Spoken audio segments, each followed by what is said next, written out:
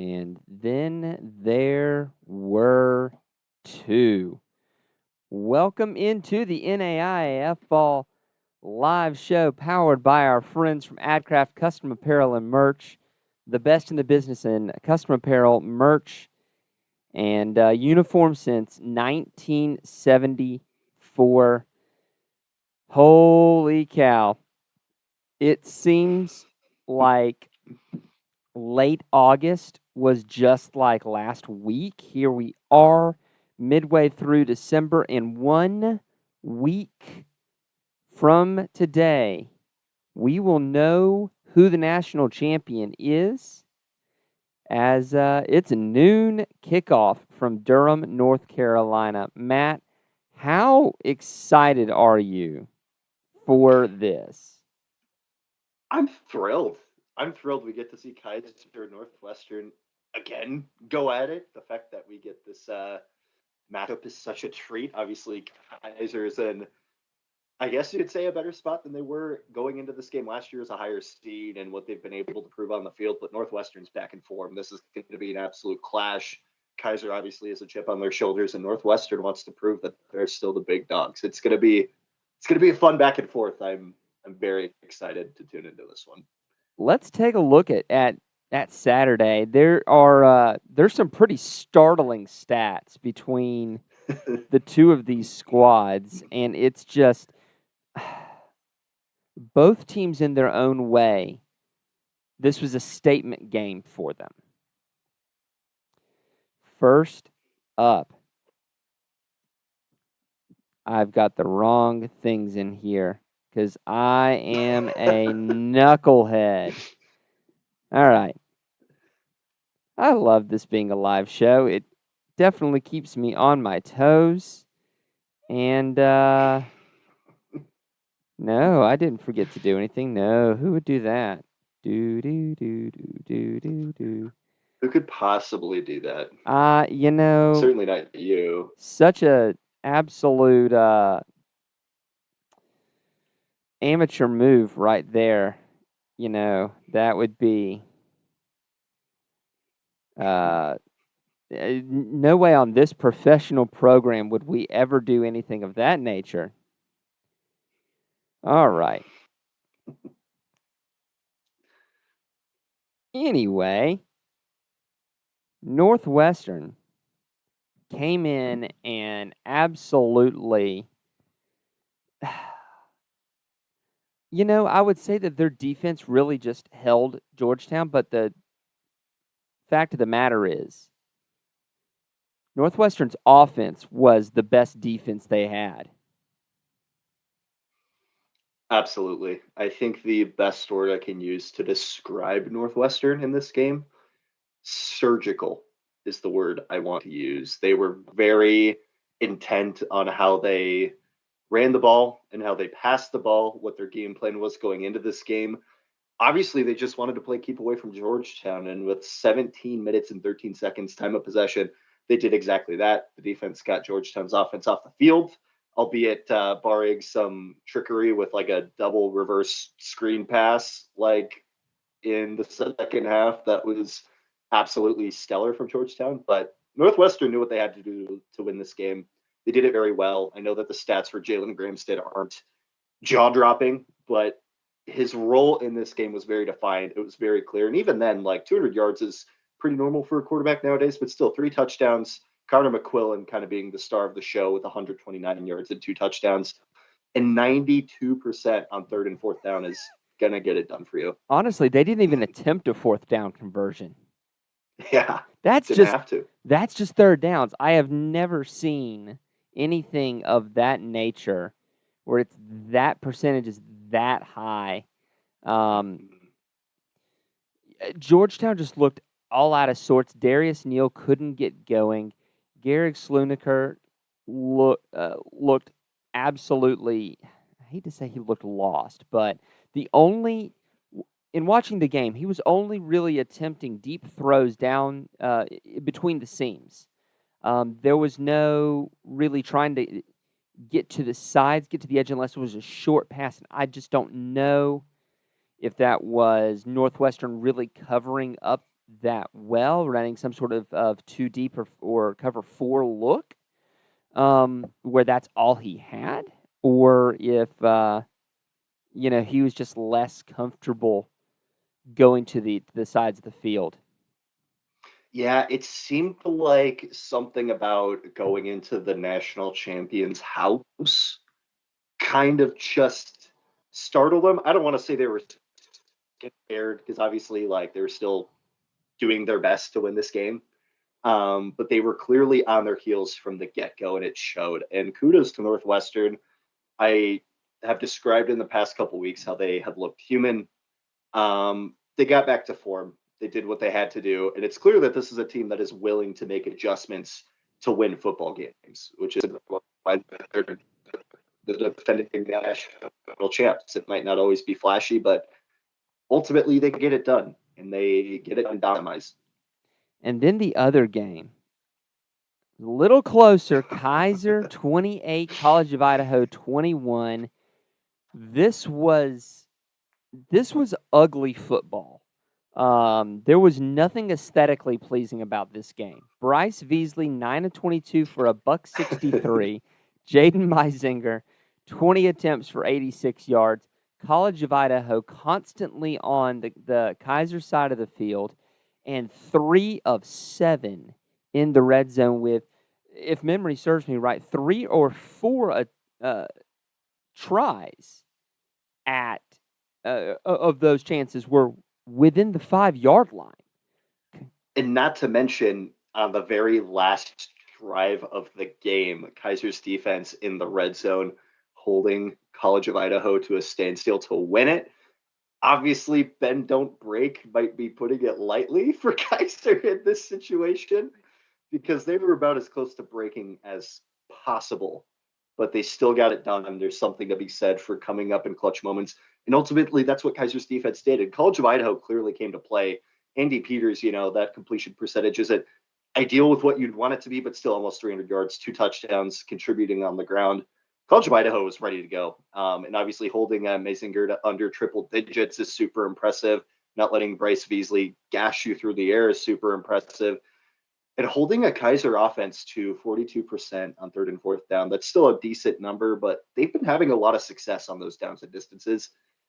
College of Idaho, I know they came up just short, but I am super impressed with the effort they put forward, especially considering travel, considering all of those outside factors they did deal with. Yeah, absolutely. And really the reason I've got Andy Peters rushing up there is just to show that, I mean, Andy Peters is the Yotes rushing attack. And in lieu of a running back, KU stopped the quarterback run. And that's honestly what kept them in this game, was getting to Andy 100%. Peters early, often, and consistently.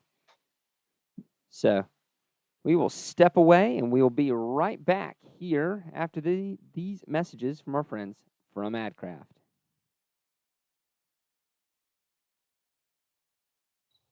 So you want to create and sell custom merch for your team or business. That's exciting, but where do you begin?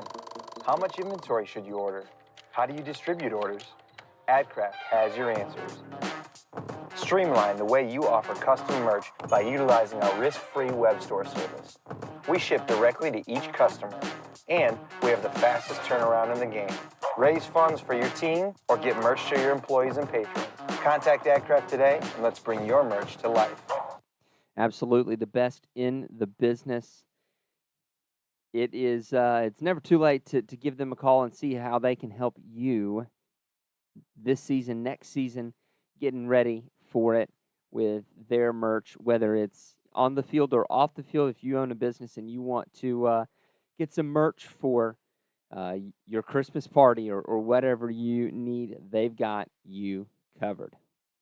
So, man, it's been a really fun year watching play after play and seeing the speed of these NAI athletes and these great plays, whether it be offense, defense, special teams. We've had it all. And for the last one on the live show, we'll definitely have one from the national championship game. But for the last one for the regular season, it's Connor McQuillan. And a gashing run, almost hitting that 20-mile-an-hour mark. Take a look here at the 39-yard line. My man gets going. I think that's inside zone there. Hits the hole. He's off to the races. Doesn't take him long at all to open up the scoring there. Thanks again to our friends from Telemetry Sports for sponsoring us this season and showcasing their incredible sports analytics. If you want to contact them to get this kind of power into your hands, into the hands of your coaching staff, into the hands of your broadcast staff, give them a DM. Slide into their DMs. Is that a thing that you say these days? Give them a call. I don't know. Contact them. Slide into your DMs is more of like a I don't know. I don't know if you want to use that in a business setting, but it does get the point across. It does. So. We'll get there. It's okay. Your age doesn't show at all, Corey. No. I've got the Riz, is what they tell me. Oh, dear God.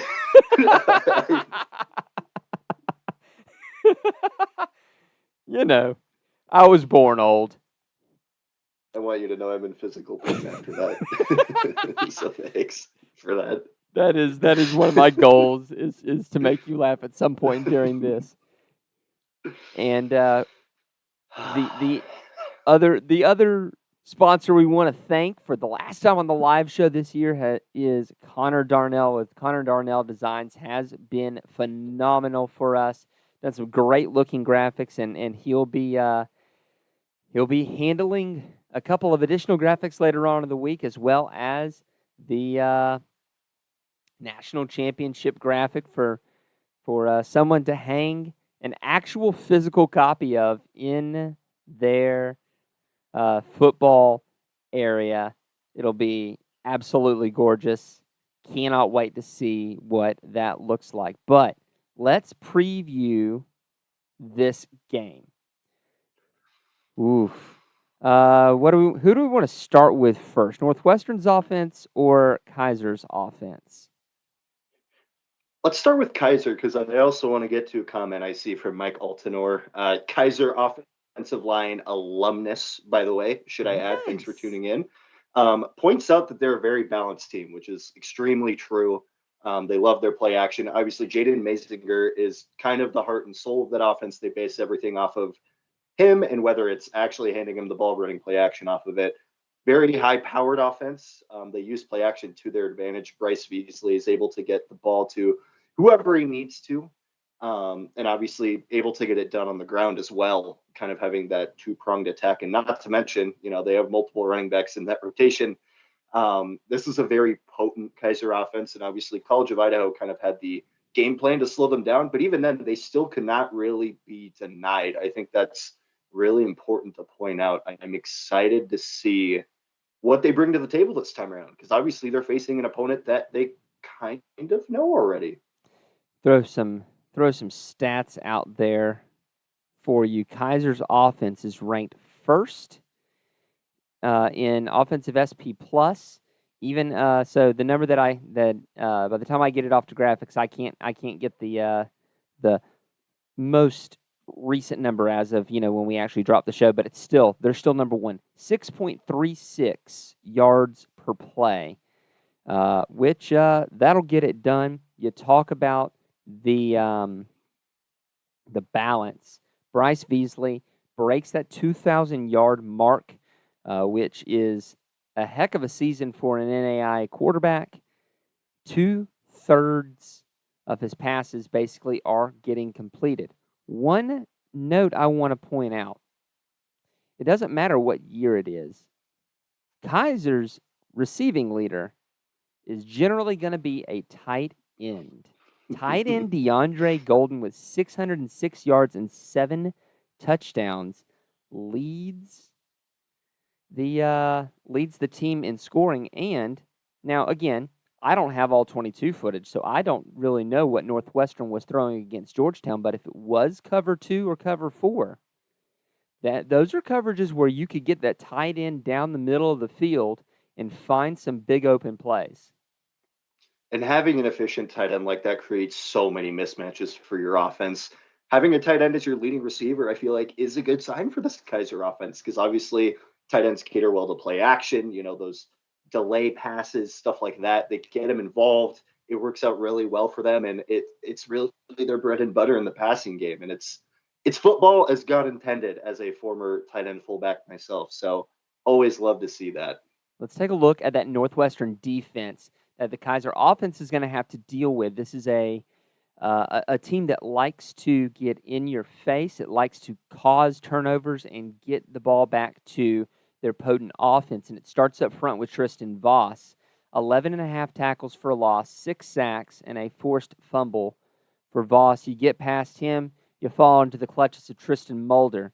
76 tackles, 6.5 for loss, 2 picks, and 3 pass breakups. And if you do get the ball into the secondary, you've got to deal with Cody Mosier, who's got 10 interceptions this year. Period. I mean, those are like, some people get 10 interceptions in a career, let alone in a season. Yeah, I feel like Mosier is a last name we've heard a lot when talking about this Northwestern team. Cade. Can't quite get away from him, but goodness gracious, man. This defensive, when you talk about Northwestern in years past, you usually focus on the offense. The defense is really, I don't want to say their point of weakness, but not really where the plays are made. Northwestern's defense this year, I feel like, has definitely taken a step up from where we usually see them. This is an explosive defense, I guess, if you can call it that. I know that's like an offensive term, but they get turnovers. They are in your face. They make plays. Like, playmakers, just the best term I can use to describe the guys that they have. They're ball hawks. They get after it, and they get the ball in the hands of Jalen Gramstad. Now, do a little analysis for me. Put on your analyst cap. Keiser loves to do that zone run attack. They're not so much of a man blocking team. They're a very zone heavy team, inside zone, outside zone, and running counter off of that. If you're the front 7 for Northwestern, how do you beat the zone blocking specifically? Is this a trick question, or are you No. asking me to... I'm asking you. Okay. Well, usually when it comes down to zone schemes like this, you have to have a physical secondary that is willing to roll down into the box and get it done. I think with what we've seen from Mosier this year, obviously, that's certainly possible. Their secondary is physical, coming down a hill, being able to overcome, I don't want to say athlete gap, because that's discrediting Northwestern's defense, but you run zone because you trust what your running back sees and what your running back is capable of. So obviously you have to match that with a defense that's able to get in the box, that's willing to put their neck out there, that's willing to match up athlete for athlete with the run scheme, if that makes sense. So, and then off of that, obviously you've got to be, especially as a linebacking core, able to read and react quickly, or you're going to have DeAndre Golden past you in a half a second. Talk about that read and react and thinking but not thinking.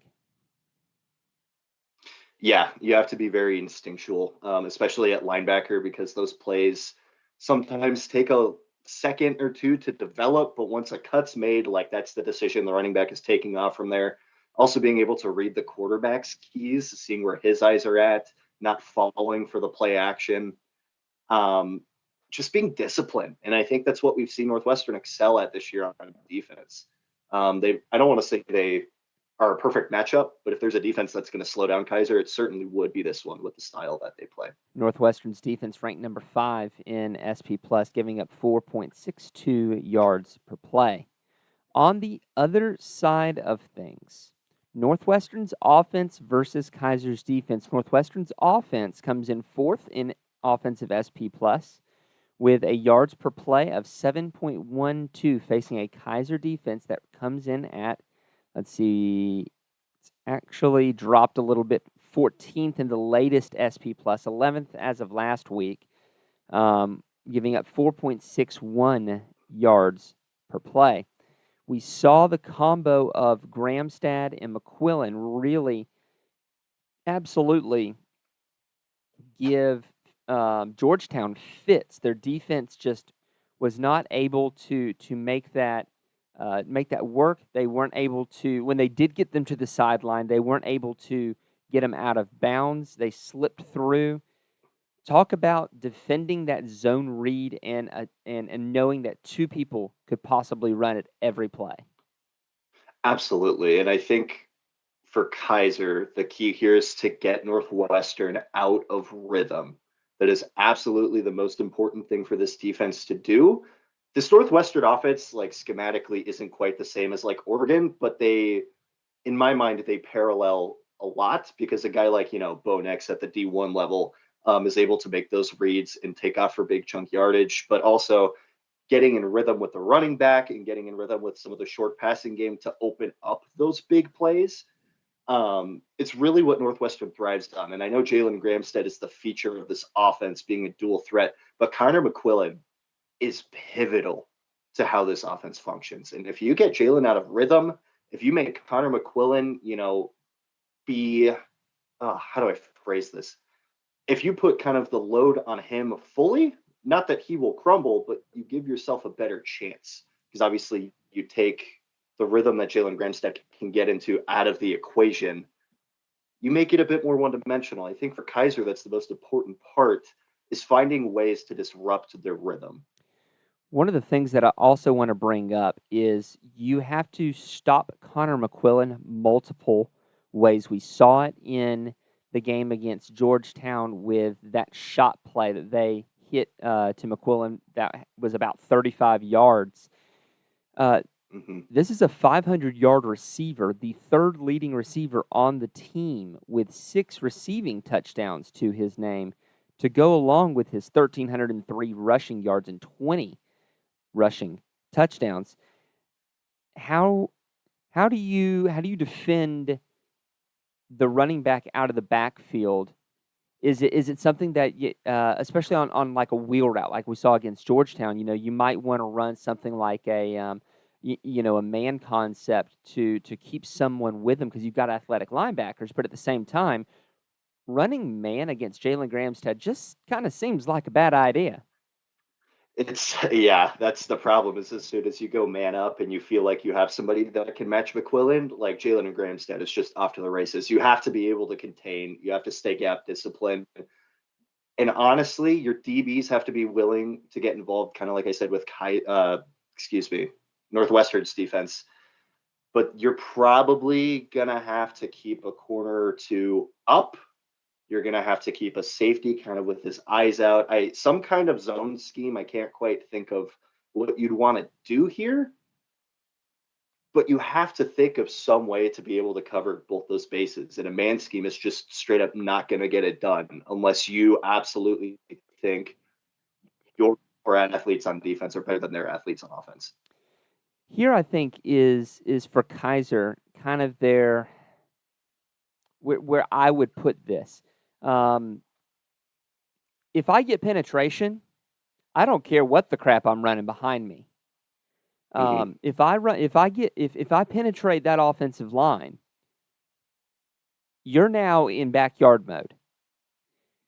You've got Jertavis Black on defensive line, 15.5 tackles for loss, 8.5 sacks, 2 forced fumbles, 3 pass breakups from the defensive lineman, and Jay Willis, 11.5 tackles out of his 77, 5 sacks, a pick, 7 forced fumbles, and 3 PBUs. You've got 2 guys there specifically who know how to make the ball leave your hand in a way that causes a lot of chaos. And then you've got Wendell Feelord you've got to deal with his 11 tackles for loss from the defensive back position.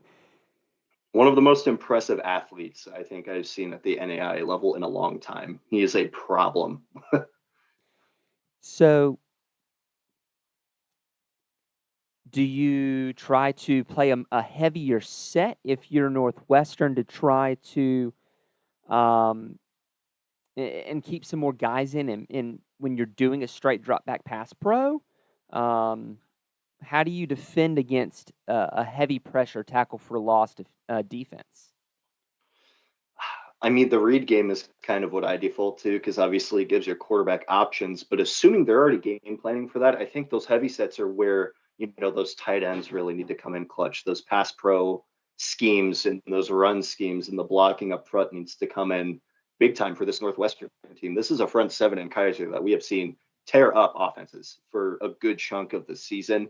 And ultimately, if you can get pressure, like you said, like if you're tackled in the backfield, doesn't matter who has the ball. There's no dual threat when you're on the ground. So it's a matter of fighting off the pressure, stuff like screens, stuff to get the defense kind of back on their heels out of your face. A lot of that quick pass game, a lot of that dump off game could certainly fend off the pressure that we assume Keiser is going to bring. Now let's take a look, and I know that obviously, as every coach will tell you, this is not the same team as last year. Absolutely. Yeah. That being said, there's a lot of the same players here. Mm-hmm. And so how do we do this? Let's take a look at some of the individual statistics. Jalen Gramstad last year, 14 of 19, 247, 3 touchdowns, no picks, and 22 attempts for 128 yards. I think that's what you've got to go with again. Shea Spencer, who has been hurt all season long for Keiser, 14 of 16 for $122. Jaden Meisinger, 16 attempts for 53 yards. Marcus Burgess, 13 attempts for 30 yards and a touchdown. That's the game. That's the blueprint that you've got if you're Northwestern. Is literally what happened last year. Absolutely. Finding a way to stop the run, not letting their running backs get momentum is going to be huge. And Northwestern obviously already has that game plan. Like you have a general idea, both teams have a general idea of what to expect with the personnel. It's hard to tell, especially a year out from when these two teams played last. Like there's a lot of personnel, like you said, that is similar. But at the end of the day, there are like slight changes to both of these teams to where I feel like you can't expect this game to be quite the same. All right. Let's look at the other impact, which is going to be the weather. Last year, it was freezing. It was freezing, and I was very, very unhappy. The crazy folks from Orange City were like, oh, yeah, man, this is like September for us. I'm like going, no. So, Monday, high noon kick. Right now, the expected temperature at kick is 53 degrees with a 40% chance of rain decreasing throughout the game. It will have been raining all day since Sunday. That does not bode well for the running game on slippery turf. No. I will ask you as a Florida man, which is what you are. You're a Florida man. Do you consider 53 degrees to be cold? As a high, it's a little on the chilly side, but if I am in pads and a helmet and I'm running around, no, probably not. Because I think that's going to play a huge factor. I think Keiser is prepared for the elements this time around. I think they know what to expect this time around, like with more of the uncontrollable elements of this game. I feel like they'll be more prepared, and it's definitely warmer than it was last year. I remember seeing the weather report for that game. It was brutal. It were cold. It were really cold. Yeah, it was not great. I was very unhappy, and did not have adequate weather gear. I will be prepared this year. My friends at AdCraft have set me up with cold weather gear so that I can withstand these elements this time. I am prepared. Do we want to do picks? Let's do picks. Let's It's do fun. picks. Let's put it do out picks. there. Oh man, I have been going back and forth on this all day. And at the end of the day, I've got to go with the hot hand. And with the performance that Northwestern had against Georgetown, with the defense that I respect and a rushing attack that I respect, seeing what they did to put them in the dirt, if that is how hot Northwestern is right now, I can't not pick Northwestern.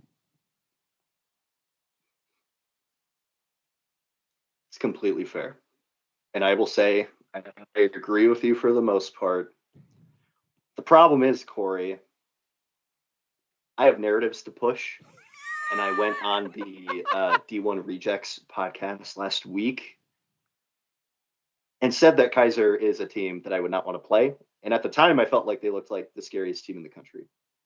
And because I have narratives to push, I can't go against that. So even though I agree with you that Northwestern has the hot hand right now, I think Kaiser's ready to go. I think they're fired up from last season. I think they're more prepared than they were last season. Give me Keiser in an extremely back and forth close game. And to all who are out there listening, yes, I am well aware of the razzing that I'm going to get in Durham next week. Look, I went to a Grandview team function a week after I called Johnny Sullivan a game manager, and his sister-in-law made sure that I remembered. I am prepared for the razzing. It is not that I don't believe in Keiser. This is going to be an absolutely titanic matchup, and I am so excited to watch part 2. And I will not be there, so nobody can hold my takes against me. I want you all to know that. That is okay, because I'm sure that someone will go, no, get your phone. We're going to record something and send it to your buddy, Matt. Because those Northwestern fans, there's something else. Oh, I know. I've experienced it firsthand many times. Yeah. And call it maybe a personal grudge I have as a GPAC alumnus. It would be nice to see Keiser grab this one. I will say it, Northwestern, I love you guys. It was not fun being on the receiving end of multiple ass whoopings in my career. So unfortunately, I have to hold that against you. That is absolutely fair. You know, you'd think that you'd be like Mr. GPAC over here. No. No. I will only push that narrative until Dakota Wesleyan is out of the equation, and then all bets are off. Absolutely. So, you know, you talk about we talk about the trip up there, and like I said, unfortunately, Matt doesn't get to go this year. But you know, if you become a patron, you can help pay for Matt's flight next year, which is definitely something. Because if it's still in Durham, I mean, you know, Portland to Durham is no that's no cheap flight. No cheap flight. I have to connect through somewhere in the middle of nowhere, so not ideal. You know, like Iowa. You put me in a box, Corey. I'm not. You already got enough out of me. I've done trashing on Iowa, so Yeah, I just thought I'd give you one more chance. no, I'll let it relax, because if this comes to bite me in the rear, it will be a rough weekend for me. So you heard it here, folks. I'm a friend of the Iowans. I like corn. Anyway, If you want to pay for Matt's plane ticket next year, I don't know if they'll want to anymore, but sure, yeah. I mean, there might be some Keiser people that would like to pay for True. They got that West Palm Beach money, dude. it. That is no joke on that. That is a level of money that is next level. But we have a new patron. Oh, We have a new patron, Zach Lance, who's been a lurker on our Discord for ages, supporting Culver Stockton. You'll love to see it. This is what John and I originally envisioned for NAIF ball, is that former players, former NAI athletes would come on after they graduate and after they get a big boy job and say, I want to support that level of media coverage that I either didn't get or I barely got, and make it even bigger. So thanks, Zach, for coming on. Absolutely appreciate you. And the rest of our patrons, man, we love you guys too. And they are DSU Cone, Bob Boone, Roger Meyer, Jeremy Vobble, there we go, Shirley Labella, Fred Christensen, Jerry Quickle, Ace Wellen, Brett, Marty Seabolt, Nick Ryan, Hayden Ferrigno, Kyle Gregory, Tyler Pierce, Justin Hoffman, Steve Speakman, Brian Shake, Julianne Shager, Nate Soapbeer, Stephen Cutler, Julie Lout, Tim Burrow, Dale Norton, Nathan Moore, Dylan Gonzalez, Ryan, Jason Crawford, Zach Reiher, Dustin Wilkie, Charles A. Flowers, Todd Nix, Sean Chamberlain, Debbie, and Zach Lance. And, honestly, me picking Northwestern is how you know that despite having some Sun Conference influence in the Patreon, that's how you know I'm not completely on the dole of the Sun Conference. You got to make sure you aren't the homer. Let's see. What do we got? We got a couple. Let's see. Henchman21 says, I love it, I need it. And then retracted a message. Apparently he didn't love or need that message.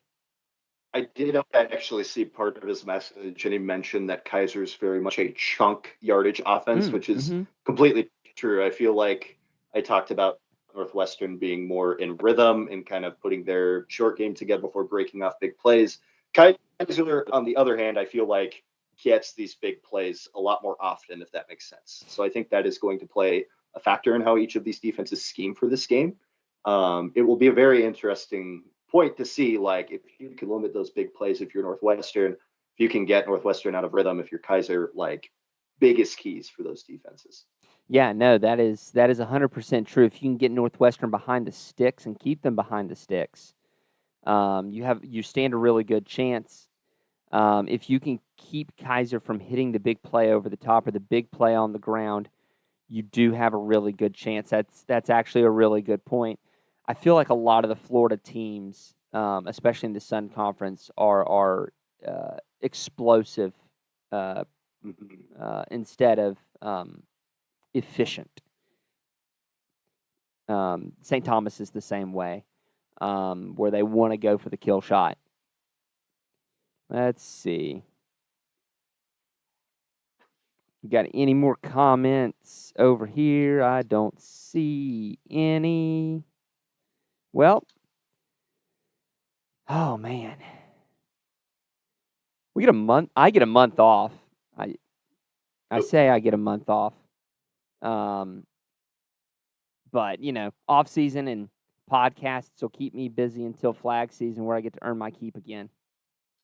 There you go. I can't wait. I enjoy flag football a whole bunch. So until then, keep it locked in. We'll be going probably live, from Durham. Once I get there, it's going to be a whirlwind tour for me. I'm going to have to get some barbecue in while I'm there, but keep it locked in for the lives, and we will see y'all either in Durham. Come say hi to me if you see me, or on the Twitter feed.